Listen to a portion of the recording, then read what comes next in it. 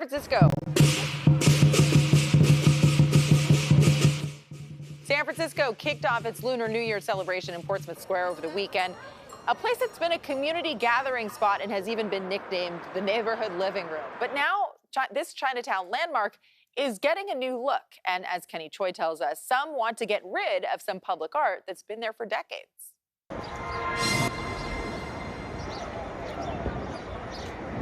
Every day, countless seniors frequent Portsmouth Square to get away from subpar living conditions. A lot of the families that live in Chinatown, they live in SRO homes where the space is very, very limited. J. Henry Mack heads the nonprofit garage underneath the square that distributes funding to nearby community groups. Residents say city-funded single-room occupancy units can be extremely challenging.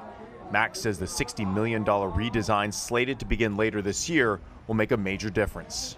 We want to have a space that meets the needs of this community. As city officials consider public input, Chinatown proponents envision a very different place. It would be great if the square, the park, reflected much of the rich Chinese American history. University of San Francisco law professor Bill Ong-Hing has worked with legal aid organizations which help strengthen equal rights laws for decades. He and other advocates say the artwork in place now, including a monument commemorating the city's first public school, despite the darker history of the district's exclusionary policies, don't reflect the contributions of the Chinese community. That's very ironic that there's an image there when Chinese were excluded. There's also this piece paying tribute to author Robert Louis Stevenson, who had no ties to Chinatown. Advocates believe the city is listening to their calls to change the landscape of the square.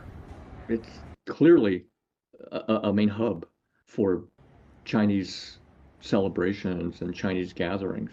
The idea ultimately is to make this plaza something that the community can be proud of.